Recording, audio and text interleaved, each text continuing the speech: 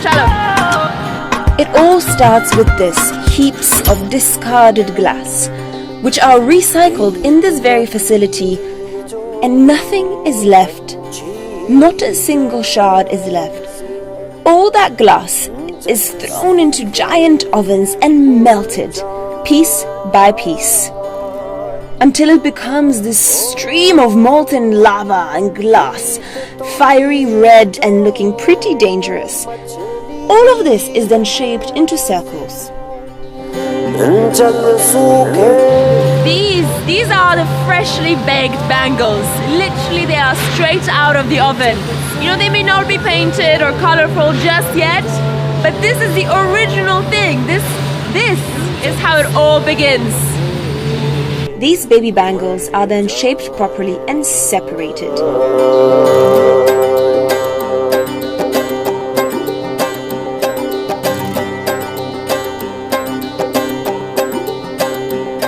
This is not the end of the process, however. Afterwards, they are transported to a special facility where they will be decorated and colored in all the vibrant colors that you see in the final product.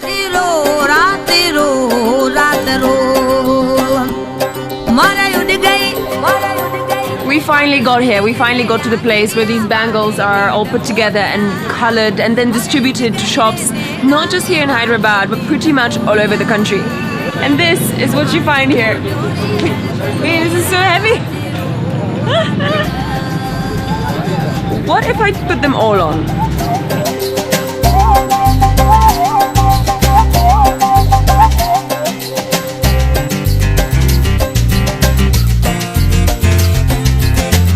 I hope this gave you a better idea of how these amazing glass bangles are made right here in Hyderabad. But as beautiful as these glass bangles are, that is not the whole picture.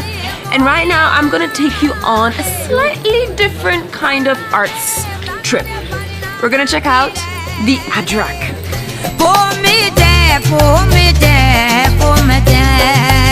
Is there anything more Sindhi than the Sindhi Adrak? I mean, these beautiful patterns and this beautiful print is famous pretty much all across the world, and it is from right here in Sindh. I want to show you today how the Adrak is actually made, because the process is pretty incredible and eye-opening. And here we are at the Latif Adrak Center, and these are the stamps, all handmade. This is where it all begins. These stamps are the things that the artists use to create intricate patterns on all the Adraks that you see in the markets. And yes, all of them are made by hand, step by step, one step by another intricate step. The entire process takes about 40 days to complete. Would you believe that? So much work goes into a single Adrak. All the dyes that are used in this process are natural, and this may look like a piece of coal or something like that, but actually this is indigo stone. I mean, that's what we've just called it now. It's probably called something completely different. But this, when liquefied, is what gives the Adraks, some Adraks, their blue color. Who would have thought? Eventually, they are all hand-dyed in different colors, with the indigo stone or with other colors. All natural dyes, and then dried out in the sun until they become just like this.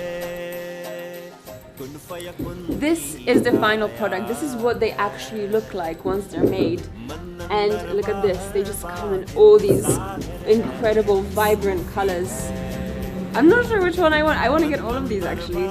Blue, the traditional red, then there's this black one with a dancing girl. It's pretty amazing. Beautiful, no? So these are actually made out of cotton, so this is the very traditional Adrak. You know what, I think I'm gonna splurge here, to be honest. This all looks so beautiful. I'm gonna get some gifts for my family. Yes. And so, equipped with about 10 new Adraks and a ton of new knowledge about how they are actually made, I was ready to move on to the next piece of craft here in Sindh. The incredible thing that I just simply did not expect of Sindh is that right here in this small area around Bitsha and around Hala, this is where you find so many of these traditional crafts and people who in tiny little warehouses make various traditional things by hand. Everything here is made by hand. This is pretty cool. The charpai is basically like a traditional Pakistani casual bed that you find in all parts of the country, north to south, east to west, everywhere. And this, apparently, is where they're made. And here it is. Probably my favorite kind of craftsmanship. Why? Because it reminds me of my grandfather, who also was a carpenter. And whenever I looked at his work, I felt it was like magic. Creating a piece of art, something functional out of nothing. Carving out a piece of wood to create a sculpture. And painting it, carving it out, sculpting it in all different ways until it becomes almost unrecognizable. Like a magic trick that you'd use on a child, where you don't even know how fast the magic is happening until it's right there in front of you, something that had never existed before.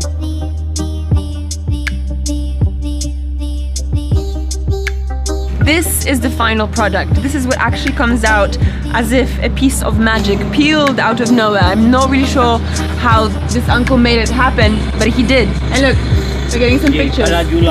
Wow. You made this? He made this. Look at this. That's amazing. Zabardast. Wow, look, and this is uncle sitting on this beautiful swing that he made himself. Khoobsurat.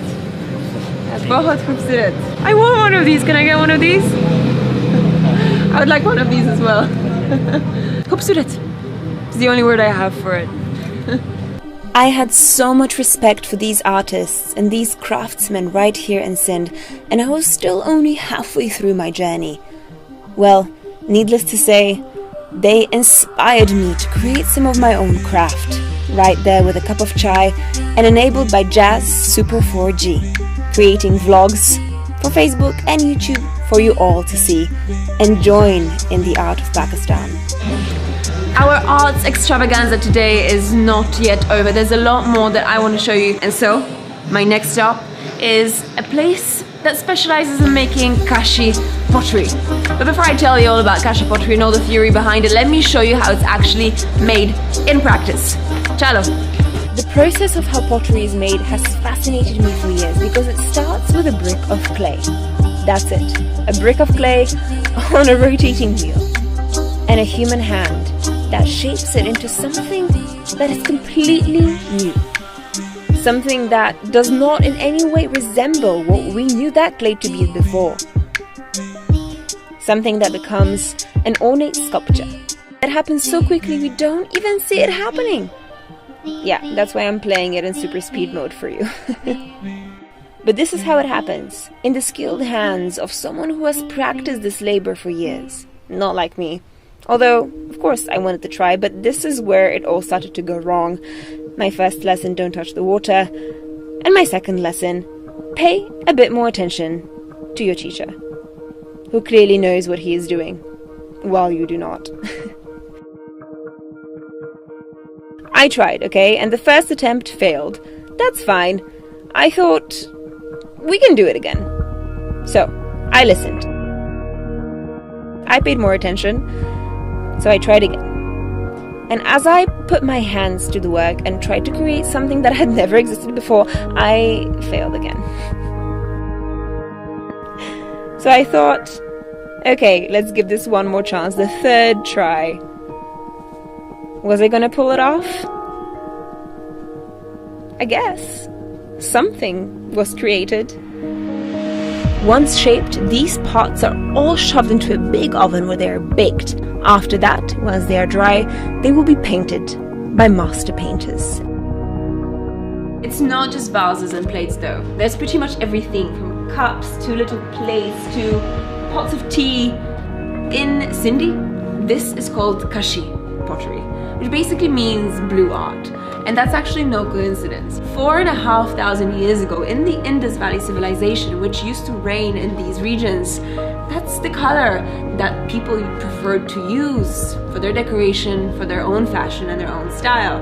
And it's pretty amazing actually to think that still today, in 2019, 4,500 years later, this color is being used to decorate people's homes. That's actually kind of mind-blowing.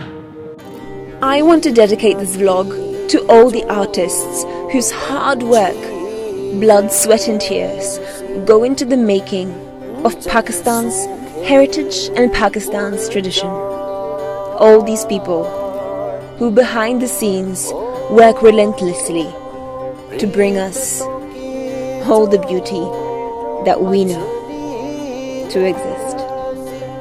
Shukriya.